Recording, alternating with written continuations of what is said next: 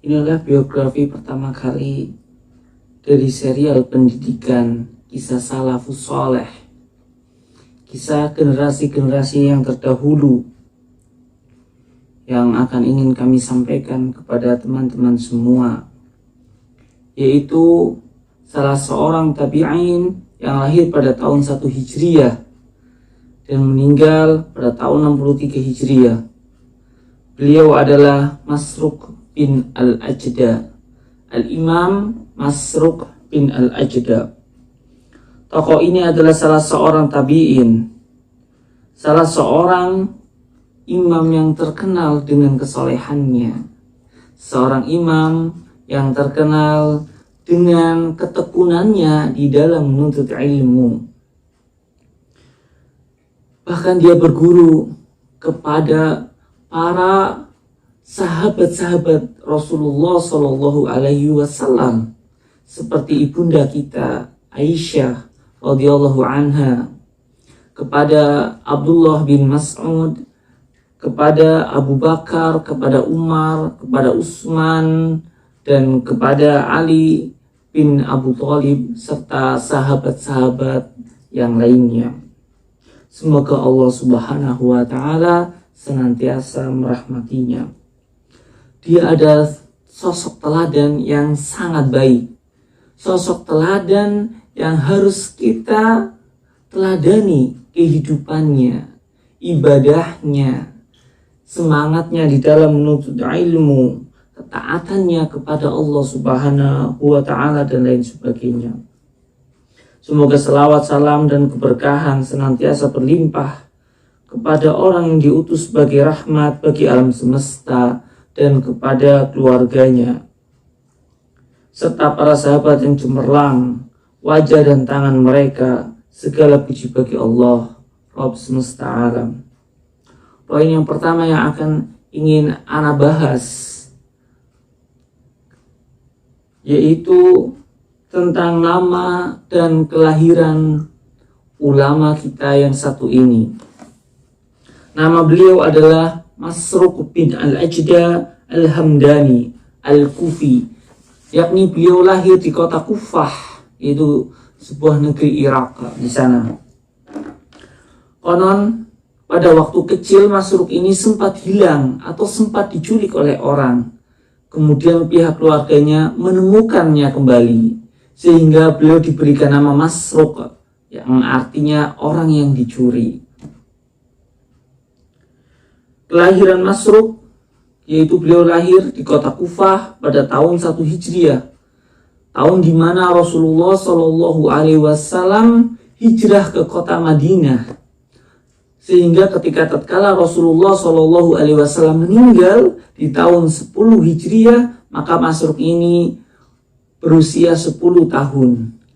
Ala kulli hal, beliau tidak sempat berjumpa dengan Rasulullah Shallallahu Alaihi Wasallam, namun sholat di belakang Abu Bakar, Umar, Utsman, dan Ali. Bahkan beliau Masruq ini menimba ilmu dan teladan di dalam masalah akhlak, ibadah, ilmu, tauhid, hadis, dan lain sebagainya. Poin yang kedua adalah pujian-pujian ulama kepada Masruq bin Al-Ajda. Diriwayatkan dari Al-Imam Asy-Sya'bi. Poin yang kedua adalah pujian ulama kepada Masruq. Kemudian selanjutnya adalah Al-Imam Asy-Sya'bi. Al-Imam Asy-Sya'bi mengatakan, aku tidak mengetahui seorang pun di penjuru aku tidak pernah melihat seorang pun di dalam menuntut ilmu di suatu penjuru negeri kecuali itu adalah Masruq bin Al-Ajda. Jadi beliau walaupun tinggal di kota Kufah, beliau berkeliling ke negeri-negeri Islam untuk menuntut ilmu, untuk menimba ilmu, sehingga beliau memahami akan hakikat Islam yang sebenarnya. Kemudian pujian yang lain adalah tatkala Yazid bin Abdullah bin Yazid Abdullah bin Yizad tiba di kota Kufah pernah suatu ketika di zaman Khalifah Bani Umayyah. Abdullah bin Yizad pun mengatakan, siapakah orang yang paling mulia di antara kalian? Maka penduduk Kufah pun serentak menjawab Masruq. Masya Allah. Ijma dari kota orang-orang Kufah, orang yang paling mulia adalah Masruq bin al-Ajda. Kemudian dari ulama yang lain yaitu Al-Imam Ali bin Al-Madini. Al-Imam Ali bin Al-Madini ini mengatakan, aku tidak pernah mendahulukan seorang pun orang yang sholat di belakang Abu Bakar dibandingkan Masruq. Kemudian Imam Ahmad bin Hanbal pun mengatakan, Sufyan bin Uyainah berkata, Masruq masih hidup sepeninggal Alqamah. Tidak ada seorang pun yang lebih diutamakan daripada Masruq. Jadi antara Alqamah dan Masruq adalah sama-sama ulama kibar, sama-sama imam ahlus sunnah wal jamaah yang disepakati oleh umat. Kemudian datang juga dari Al-Imam Yahya bin Ma'in. Al-Imam Yahya bin Ma'in juga tatkala ditanyakan kepadanya, siapakah yang lebih alim? Urwah bin Zubair ini adalah ulama juga yang ada di kota Madinah. Adapun Masruq ini adalah salah satu ulama yang ada di kota Kufah. Tatkala ditanyakan kepada Yahya bin Ma'in, siapakah yang lebih alim antara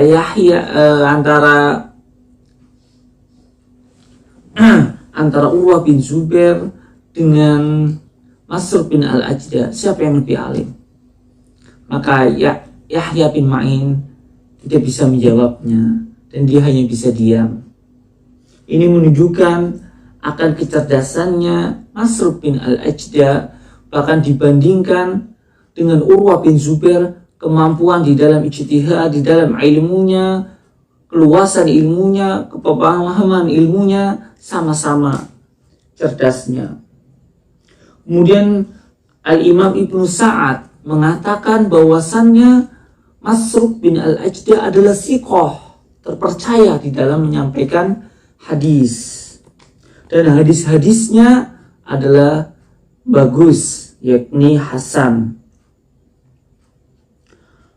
Abu Nu'aim, Al-Imam Abu Nu'aim berkata, di antara para tabi'in ada di antara mereka yang paling mengenal Allah Subhanahu wa ta'ala, yakni mereka benar-benar paham tentang ilmu tauhid sehingga ia larut dalam kecintaan kepada Allah Subhanahu wa ta'ala. Orang yang bertauhid dan tauhidnya itu benar, maka di dalam dadanya terdapat kecintaan yang sangat besar kepada Allah Subhanahu wa ta'ala. Ia melewati setiap nafas-nafas dalam hidupnya dengan kecintaan kepada Allah Subhanahu wa ta'ala. Kecintaan yang melahirkan kerinduan, kecintaan yang menjadikan dia sebagai seorang ahli ibadah, larut dalam bacaan-bacaan Al-Quran, melewati malam-malamnya dengan sujud kepada Allah Subhanahu wa ta'ala. Dan tidaklah suatu hari yang ia lewati kecuali ia senantiasa mengingat Allah Subhanahu wa ta'ala, mengingat dosanya. Jadi orang yang bertauhid dan tauhidnya itu benar, ia sibuk dengan dosa-dosanya, dengan kesalahan-kesalahannya, dengan kealpaannya di dalam suatu bentuk ibadah kepada Allah Subhanahu wa ta'ala. Tidak sibuk mengurusi orang lain, tidak sibuk mengurusi kesalahan orang lain. Ia senantiasa muhasabah, betapa sedikitnya ibadah yang kita kerjakan dibandingkan ibadah yang Allah Ta'ala perintahkan. Allah Ta'ala memerintahkan kepada kita untuk beribadah, namun sedikit sekali waktu-waktu ibadah kita yang kita tunjukkan kepada Allah Subhanahu wa Ta'ala. Kemudian selain itu dikenal dalam keilmuannya. Jadi orang yang bertauhid senantiasa menggali ilmu Al-Quran, ilmu hadis, dan disiplin-disiplin ilmu yang lainnya. Jadi orang yang tauhidnya benar, ia pasti suka dengan ilmu agama. Ia suka mendengarkan kajian-kajian, ceramah-ceramah, tidak santai di dalam rumahnya. Sebagai bukti akan hadis Rasulullah SAW yang menyatakan bahwasannya orang yang menuntut ilmu adalah jalan mudah menuju surga Allah. Maka orang yang bertauhid dan tauhidnya benar, ia senantiasa mencintai ilmu agama dan ia senantiasa menuntut ilmu agama. Dipercaya menjaga amanah. Nah, ini bukti orang yang tauhidnya benar, maka dia amanah, tidak pernah mengecewakan orang. Apalagi masalah di dalam perkara dunia, dia tidak menjadi seorang yang berkhianat, apalagi menipu uang umat adalah suatu dosa besar. Nah, hisabnya berat dan ending kehidupannya bisa diseret ke dalam neraka.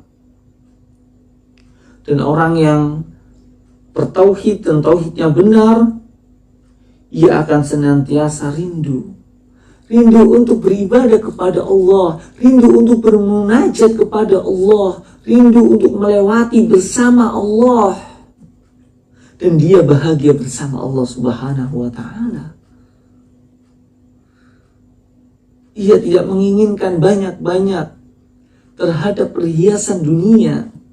Orang yang bertauhid sejati adalah orang yang berbahagia tatkala ia beribadah kepada Allah Subhanahu wa Ta'ala. Dan jika, kata Abu Nu'aim ini, dan jika itu ada orang yang seperti ini, yaitu orang yang bertauhid, suka dalam larut kecintaan kepada Allah, mengingat dosa, dikenal dalam keilmuannya, dipercaya menjaga amanah, dan senantiasa rindu untuk beribadah kepada Allah. Jika itu ada, maka itu adalah Masruq bin Al-Ajda, insyaAllah. Jadi Masruq bin Al-Ajda adalah salah seorang tokoh ulama Imam Ahlus Sunnah wal Jamaah yang tauhidnya lurus, yang tauhidnya sangat luar biasa. Nanti kita akan memahami, nanti kita akan melihat bagaimana implementasi tauhid Masruq bin Al-Ajda ini di dalam kehidupannya sehari-hari. Dan lihatlah bagaimana ibunda kita Ummul Mukminin Aisyah radhiyallahu anha, saking rajinnya Masruq bin Al-Ajda menuntut ilmu. Kepada ibunda kita Aisyah radhiyallahu anha, sampai ibunda kita Aisyah pernah menanyakan suatu hadis kepadanya. Padahal Masruq ini adalah salah seorang tabi'in yang tidak melihat Rasulullah SAW. Akan tetapi ibunda kita Aisyah bahkan bertanya hadis kepada dirinya. Aisyah radhiyallahu anha pernah berkata, "Wahai anakku," beliau sudah menganggap Masruq ini seperti anaknya sendiri. Begitulah salah seorang ustadz atau guru, tatkala melihat seorang muridnya yang rajin menuntut ilmu, maka timbul kecintaan di dalam hati seorang guru tersebut. Bahkan ia terkadang menganggap sebagai anaknya, bahkan terkadang menganggap sebagai adiknya atau sebagai keluarganya. Sebagaimana ibunda Aisyah menganggap Masruq ini seperti anaknya, seperti keluarganya. Karena seorang murid yang rajin di dalam menuntut ilmu memiliki kedudukan yang spesial di dalam hati gurunya. Ibunda kita Aisyah sampai bertanya, "Wahai anakku, sampaikanlah kepadaku hadis tentang ciri-ciri orang Khawarij itu. Masya Allah. Ibunda kita Aisyah sampai bertanya kepada Masruq bin Al-Ajda tentang sebuah hadis dari Nabi Muhammad SAW. Padahal ibunda kita Aisyah hidup di zaman Nabi, melihat Nabi, bergaul bersama Nabi. Dan Masruq bin Al-Ajda ini tidak melihat Nabi, tetapi Masruq bin Al-Ajda adalah salah satu ahlul ilmi yang sampai mengetahui hadis-hadis Rasulullah Sallallahu Alaihi Wasallam. Jadi bagi teman-teman semua yang menginginkan menjadi ahlul bait Rasulullah Sallallahu Alaihi Wasallam, maka jadikanlah hadis-hadis Rasulullah Sallallahu Alaihi Wasallam ada di dalam rumah-rumah Anda. Anda mempelajarinya, Anda mengamalkannya, dan menjaga sunnah tersebut hingga Allah Subhanahu wa Ta'ala menjemput kita. Poin yang ketiga, kita akan berbicara tentang ibadah Masruq bin Al-Ajda. Masruq bin Al-Ajda adalah selain terkenal dengan ibadahnya atau terkenal dengan keilmuannya, beliau sangat terkenal dengan keilmuannya. Namun beginilah beliau, selain terkenal dengan keilmuannya, beliau juga terkenal dengan ketaatannya beribadah kepada Allah Subhanahu wa Ta'ala. Diriwayatkan dari Ibrahim bin Muhammad Al-Muntashir, dia mengatakan Masruq menurunkan tirai di dalam rumahnya antara dirinya dengan keluarganya, lalu dia menetap untuk sholat dan meninggalkan keluarganya dan urusan-urusan atau perhiasan-perhiasan dunia lainnya. Jadi biasanya Masruq bin Al-Ajda ini sebelum ia sholat, ia menanyakan kepada istrinya, apakah ada hal yang ingin Anda sampaikan, apakah ada hal-hal yang ingin saya harus kerjakan dari perkara-perkara dunia. Jika istri dan anaknya, oh tidak ada nih, tidak ada perkara-perkara yang harus Anda selesaikan wahai ayah, maka Masruq bin Al-Ajda itu menyendiri bersama Allah Subhanahu wa Ta'ala, larut di dalam sholatnya, larut dalam sujudnya, larut dalam melewati malam-malamnya bersama Allah Subhanahu wa Ta'ala. Inilah keutamaan ibadahnya Masruq bin Al-Ajda yang mungkin diri kita sangat berat sekali. Melewati malam-malam bersama sholat, bersama bacaan Al-Quran, bersama istighfar, ini adalah sesuatu yang sangat berat buat kita. Maka dari itu kita mohon kepada Allah Subhanahu wa Ta'ala agar hati ini senantiasa bangun di sepertiga malam terakhir untuk beristighfar, atau untuk sholat malam, atau untuk membaca Al-Quran, atau untuk mempelajari agama Islam ini. Anas bin Sirinnya adalah salah satu murid dari Masruq bin Al-Ajda, mengatakan bahwasanya istri Masruq berkata, Masruq pernah sholat hingga kedua telapak kakinya itu bengkak. Terkadang, kata istri Masruq, aku duduk di belakangnya sambil menangis karena kasihan melihat Masruq sholat sedangkan kedua kakinya bengkak. Betapa indahnya kehidupan Masruq ini. Beliau meneladani Rasulullah Sallallahu Alaihi Wasallam, sholat hingga kedua kakinya bengkak. Berbeda dengan kita, kaki kita bengkak namun bukan untuk sholat. Terkadang kaki kita bengkak dikarenakan kita mencari maisha.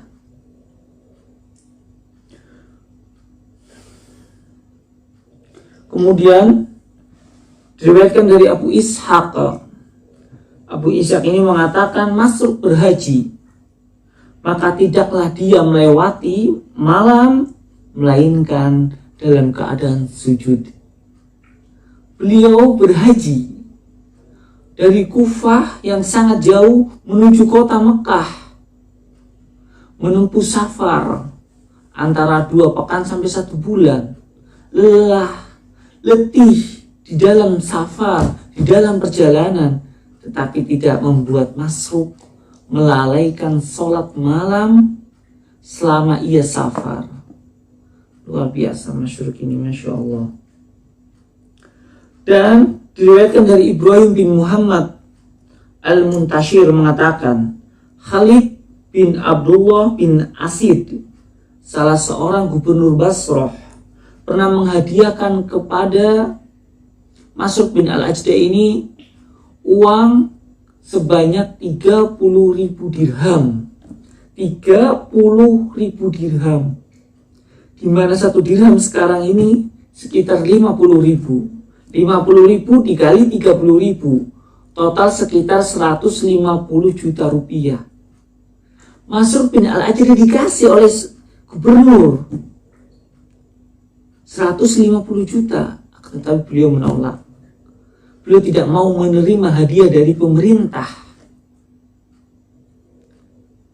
Padahal pada hari itu, pada kesempatan itu, Masruq bin Al-Ajda sangat butuh uang, sangat butuh, masih rusak ekonominya, sangat membutuhkan uang untuk hidupnya, namun beliau menolak. Inilah salah satu sikap waro ataupun salah satu sikap zuhud dari Masruq bin Al-Ajda. Diriwayatkan dari Abu Ishaq As-Sabi'i. Abu Ishaq As-Sabi'i mengatakan, Masruq menikahkan dengan As-Sa'ib, menikahkan putrinya, yaitu menikahkan putrinya yang bernama Aisyah dengan seorang laki-laki yang bernama As-Sa'ib bin Al-Aqra dengan mahar 10.000. Dengan mahar 10.000. Jika 1 dirhamnya itu adalah 50.000, maka sekitar 50 juta. Dia punya putri, kemudian dia menikahkan putrinya dengan mahar 50 juta, sekitar 50 juta. Dan uang 50 juta, kemudian setelah dia dapatkan, dia bagi kepada kaum fakir. Dia bagi kepada kaum muslimin. Inilah tatkala seorang guru, seorang alim, seorang ustadz, hendaknya ia harus mencintai umat.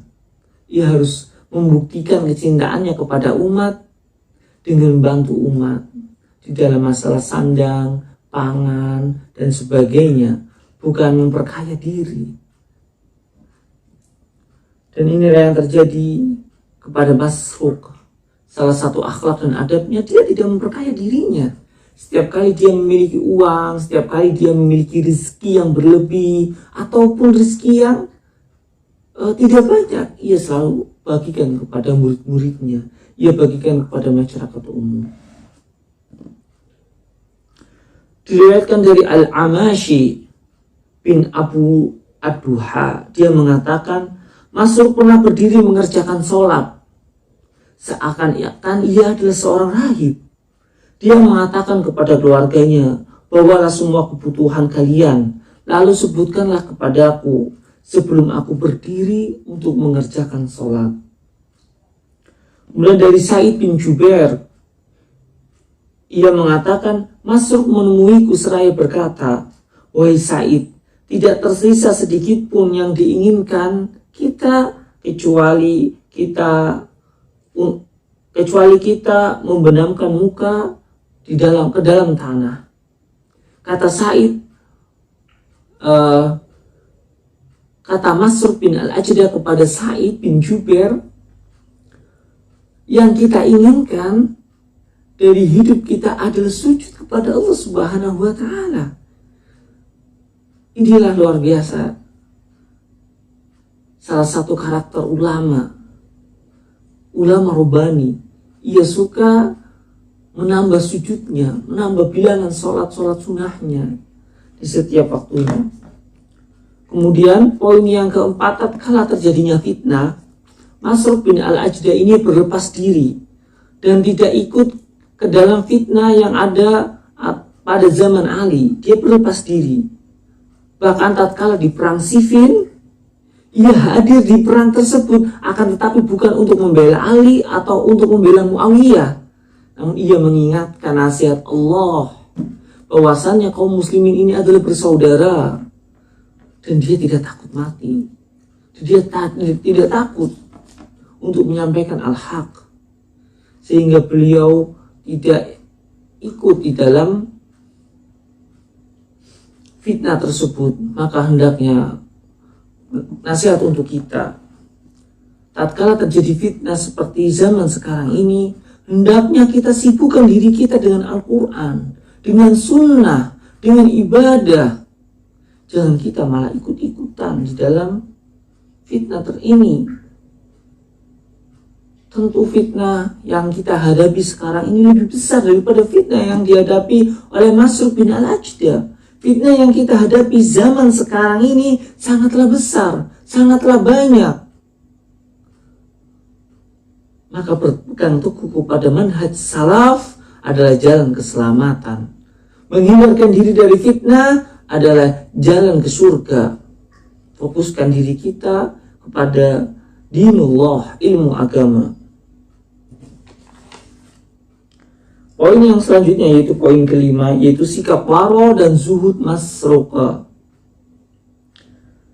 Diriwayatkan dari Ibrahim bin Muhammad al-Muntashir dari ayahnya, dari Masruq, bahwasannya Masruq pernah tidak mengambil upah selama ia bekerja sebagai pejabat negara. Karena kecerdasannya, karena kejujurannya, karena amanahnya, pemerintah pun melihat,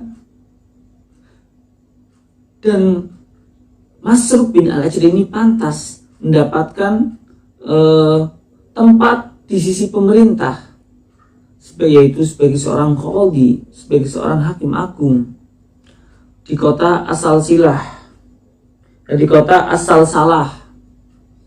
Beliau pernah menjabat menjadi gubernur di kota Asal Salah di zaman Bani Umayyah selama 2 tahun, dan dia tidak menerima upah sedikit pun dari kerjanya sebagai hakim.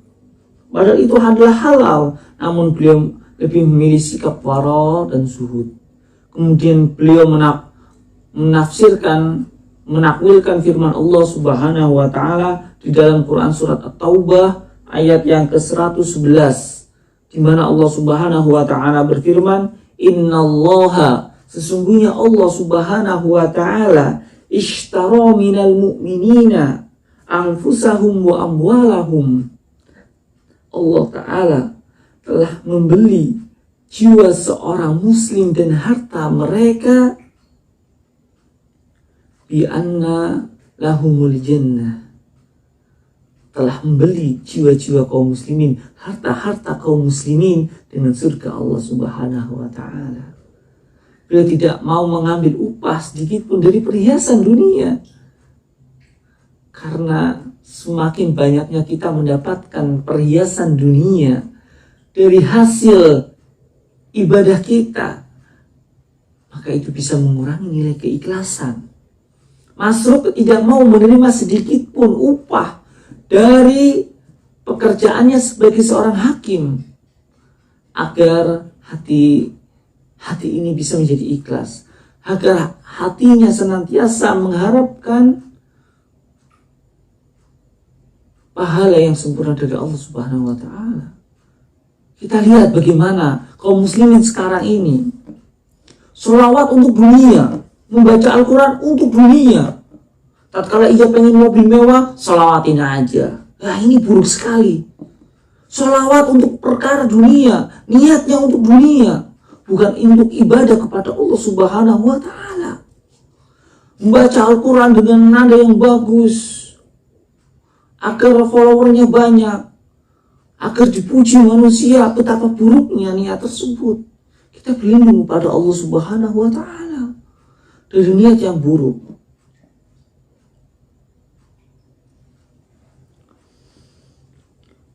Dan diriwayatkan dari Hamzah bin Abdullah bin Utbah bin Mas'ud, dia mengatakan, aku mendapatkan kabar bahwa Masruq pernah memegang tangan keponakannya Setelah selesai sholat Jumat, Masruk memegang tangan keponakannya dan membawa keponakannya ke tempat pembuangan sampah.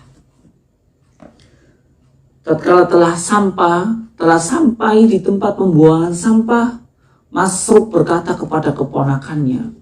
Waktu itu Masruk berada di kota Kufah. Wahai keponakanku, Masruk berkata, wahai keponakanku, maukah aku tunjukkan kepada kalian dunia kalian ini? Maka Masruk pun berkata, inilah dunia kalian, sambil menunjuk sampah. Inilah dunia kalian ini, sampah dunia kalian ini. Bukan sesuatu yang mengagumkan, bukan sesuatu yang menjadi cita-cita seorang muslim, bukan. Bahwasanya dunia ini adalah sampah. Tatkala Anda melihat mobil yang mewah, katakan kepada diri kita, ini adalah sampah. Tatkala Anda melihat bangunan-bangunan yang mewah, katakan kepada diri Anda, ini adalah sampah. Sehingga dunia itu tidak hadir di dalam hati ini. Sehingga dunia ini tidak harus kita cita-citakan. Sehingga tatkala kita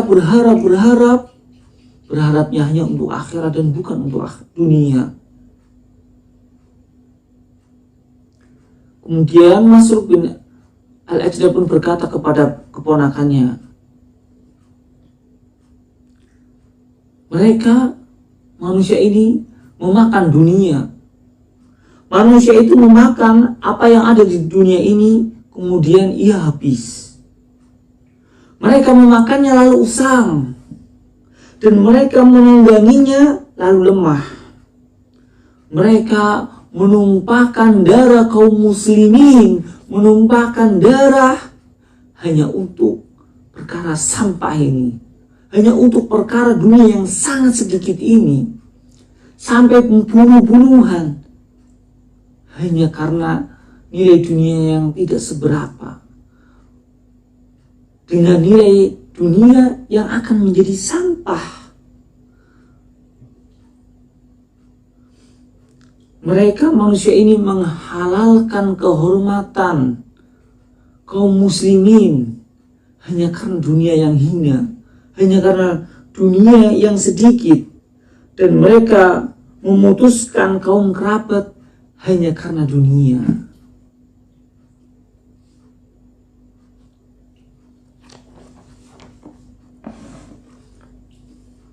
Dan poin yang selanjutnya adalah kata-kata indah atau perkataan dan perbuatan Masruk rahimahullahu ta'ala. Dari Muslim, kisah ini diriwayatkan dari Muslim, bahwasannya Masruk berkata, sudah cukup seseorang itu dianggap ia berilmu tatkala ia takut kepada Allah Subhanahu wa ta'ala, dan cukup baginya dikatakan dia bodoh tatkala ia tidak takut kepada Allah Subhanahu wa ta'ala. Apalah artinya jika engkau menghafal Al-Quran, jika kita menghafal hadis, akan tetapi dalam diri ini tidak takut kepada Allah Subhanahu wa ta'ala. Sekalipun seseorang hafal Al-Quran, sekalipun seseorang itu hafal hadis, tatkala ia di dalam hatinya tidak takut kepada Allah, pada hakikatnya dia adalah orang yang bodoh. Walaupun seseorang muslim membaca Al-Qurannya terbata-bata, belum banyak menghafal Al-Quran, belum banyak menghafal hadis, akan tetapi ketika ia melewati hari-harinya dan dia takut kepada Allah Subhanahu wa ta'ala, maka dia adalah orang yang berilmu. Karena pada hakikatnya ilmu itu adalah mengantarkan ketakutan kita kepada Allah Subhanahu wa ta'ala.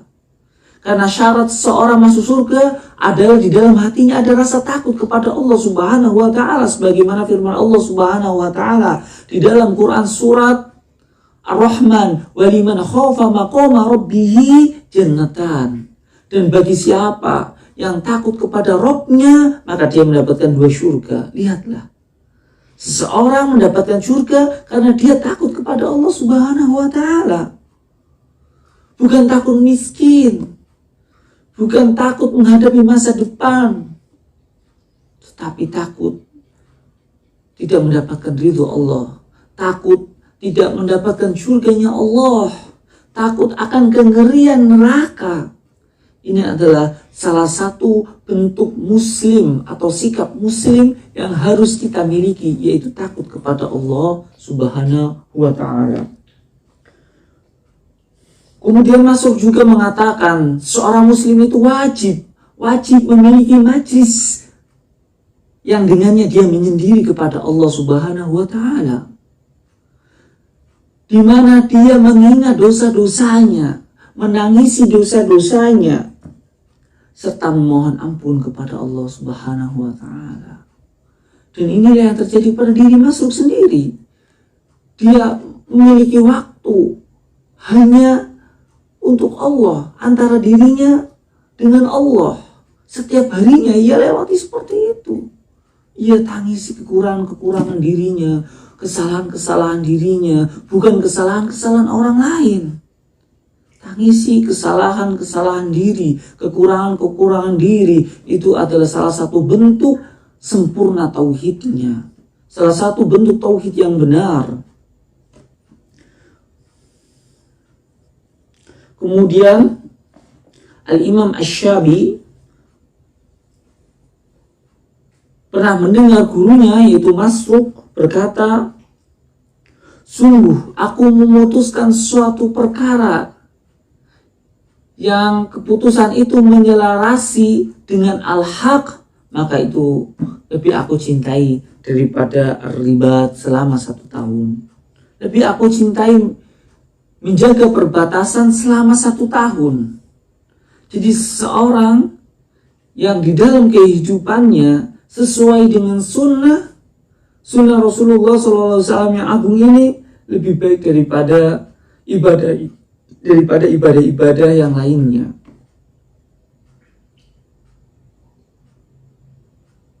Dari Ibrahim bin Muhammad Al-Muntahir, ia mendengar Masruq berkata, "Tidak ada sesuatu pun yang lebih baik bagi seorang muslim kecuali sebuah lahat, sebuah lubang kubur." Itu adalah sesuatu yang bagus, kata Masruq, yaitu tatkala seorang muslim tersebut terbebas dari kesusahan dunia dan aman dari azab Allah.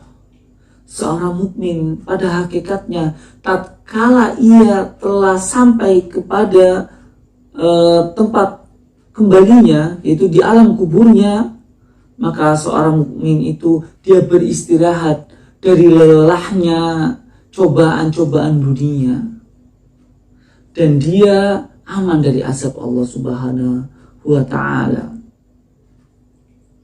Dari Masruq dia mengatakan, "Sebaik-baiknya keadaanku adalah tatkala pelayanku yang ada di dalam rumah mengatakan, 'Hari ini gak ada apa-apa ya.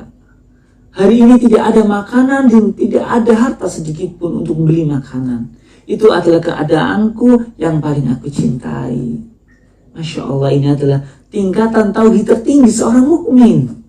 Tidak ada seorang pun di muka bumi ini yang sekarang ini yang sangat mencintai kemiskinan, yang bangga dengan kemiskinan. Tatkala ia miskin, ia justru bahagia. Tatkala dia tidak memiliki makanan pada hari itu, ia bahagia. Ini adalah tingkatan tertinggi, nggak ada. Termasuk anak pribadi, wallahi anak nggak sanggup. Ya mungkin bagi kita, tatkala hal yang paling kita tidak sukai dalam kehidupan dunia ini adalah posisi di mana kita tidak memiliki makanan.